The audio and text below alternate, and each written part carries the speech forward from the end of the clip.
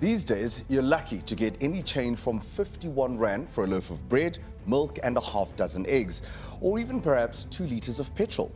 Well, Mac, that's not exactly true. If you're really lucky, it can buy you a majority share in our national airline carrier, South African Airways. But just a few days ago, a local investment firm approached the courts to stop the sale of SAA, saying the deal lacks transparency. Because like others, they're asking, what is SAA really worth? I went to find out. Our national carrier since 1934, South African Airways has a route network to rival the world's biggest airlines. Until 2019, SAA flew to more than 23 international and regional destinations. But in the last decade, the airline has been unable to make ends meet. What are SAA's losses? We're saying 370 million a month. On average, the figure of between 250 and 3. The interest rate that SAA is paying right now is approaching R1 billion worth of interest a year. There's no more money left. SAA finally went into business rescue in 2019, and 2 years later, it had a clean financial slate. But the government wanted out of the airline business. Last year, SAA's current owner, the Department of Public Enterprises, announced that it was selling 51% of SAA to the 𝗀𝗃𝗀𝗆 consortium, which is made up of Lanseria Airport owners, 𝗃𝗏 General Partners, and the owners of Lift Airlines Global Aviation. 𝗀𝗃𝗀𝗆 will pay 51 Rand for 51 shares in SAA, and then invest up to 3 billion Rand to fund the airline's operations over the next 2 years. And the 𝗀𝗃𝗀𝗆 consortium will be buying a debt-free business. While government says it's a sweet deal for taxpayers, the detail of the sale to 𝗀𝗃𝗀𝗆 seems to be a bit of a mystery. If they're paying 3 billion Rand, then that 3 billion Rand needs to go back to the state, it must go into the state's coffers. But that's not as we understand the transaction, that transaction of 3 billion Rand is going to come later in the form of operational funds, and that's not how you buy a 51% stake in a company. 𝗀𝗏 is the CEO of taxpayer watchdog 𝗀𝗃𝗀𝗆, which has taken on SAA before. If this transaction goes the way it looks like it's going, 𝗀𝗃𝗀𝗃𝗀, they're going to get immense value that can accrue to their balance sheet for very little money put in, and that's not the sweetest deal for the public of this country. It's not just the airline that they're getting. There's the state-of-the-art facilities at SAA Technical, catering company Air Chefs down the road, SAA Cargo, the loyalty program Voyager, amongst other assets.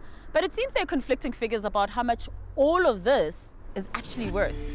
Last year, the business rescue plan estimated the value of SAA's assets at around 6.3 billion Rand. In February this year, SAA themselves put a value of 10 billion Rand on the assets. But according to an unnamed but independent evaluator appointed this year by Public Enterprises, SAA is only worth 3 billion Rand. I don't think it's been sold. I think it was just purely given away. 𝗀𝗃𝗀𝗆𝗃 is an aviation analyst who works for several international airlines and aircraft manufacturers. First of all, you need to take into consideration the routes that SAA have, the route networks that they have, and the value of those networks that they have.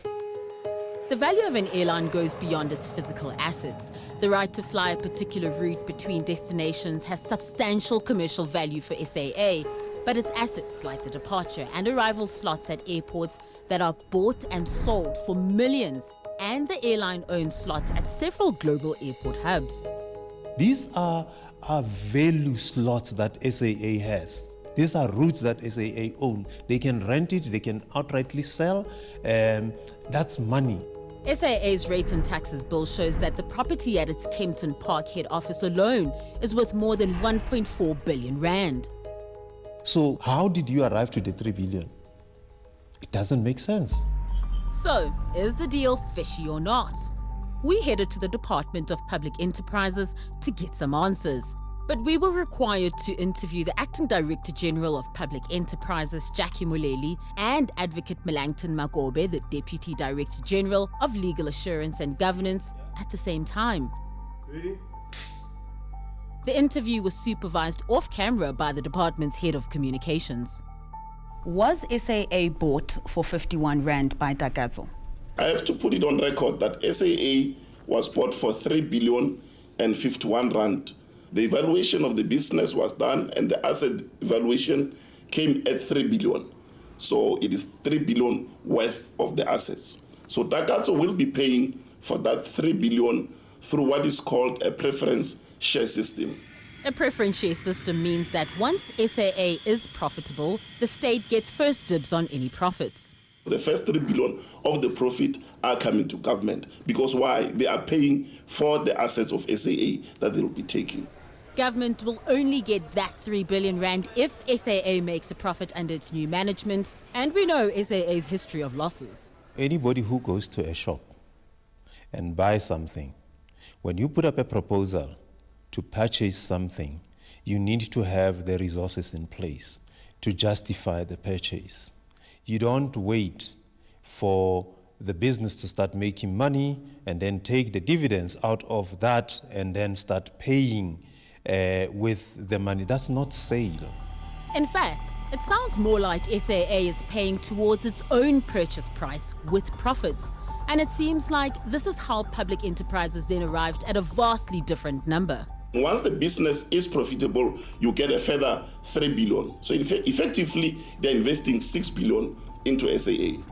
When we approached Takatso, they declined an interview but confirmed in writing that the deal comes to 51 rand plus 3 billion rand in operating capital. They made no mention of 6 billion rand. And there seemed to be more confusion even between the two DPE representatives regarding the total value of the deal. The total consideration that we're actually looking at, as the advocate has indicated, is 3,051 rands. And when we challenged the figures, the SAA slot to Heathrow in 2012 was sold for 300 million. And then bearing in mind also, of course, all the other routes that you could capitalize on, is it still worth, would you say, 3 billion? You also have to take into account even the load factors. Yes, you can have the routes, but do you have capacity that is actually full? At the time that when this valuation was actually done, it was during the time when the entity, it was actually in hibernation. What you've mentioned about the load factors with the airport slots, that actually isn't a value that's dependent on the load factors. You're saying it's an operational question? The question was promptly shut down. But while public enterprises don't seem to see any value in the slots, Takatso does. When we asked whether the consortium would consider selling more airport slots in future, Takatso responded describing them as a core asset. It's an assistant deal. It's not a true sense of investing in a business where you spend money on it and you want the return on investment. In essence, it boils down to this. Takatso paid just 51 rand in cold hard cash for the majority of shares and assets of the airline. And then there are two promises. One commitment of 3 billion rand to pay for operations over 2 years, and then a promise of a profit dividend at some point in the future. 51 rand turns straw into gold overnight. It creates a paper profit for Takatso of assets worth billions. Now that SAA is being sold for what might be 51 rand and basically an IOU of 3 billion rand, it's not really clear whether this is a sweet deal for the country or for the new owners, Takatso Consortium. And that may not even be the worst of it. SAA at the moment, our information is they're running at about 500 million rand a month loss. The DA's Alf Lees has been following the SAA saga for almost a decade. 𝗶𝗵𝗀 himself has said, well, you know, if we want some strategic routes to be flown, we may have to fund the losses on those routes. So if government wants SAA to fly to Timbuktu, but nobody buys a ticket, it seems you and I may still be paying for the empty flight. There is also an outstanding balance owed on debt incurred before business rescue. With SAA allegedly running at a loss again, less than a year after exiting business rescue, and a purchase agreement that amounts to a bargain plus a promise or two, and this deal suddenly seems a lot more sour than sweet. I don't know why government cannot understand that transparency is the enemy of corruption. And deals like this, when there is secrecy, when they do not want to open the books and give us all the information, it smells, it stinks. The fact that you are selling 51% of this airline, is that an admission that you can't run an airline? The people of South Africa were quite clear that we should not be putting more money into SAA. And as a listening government, we listened.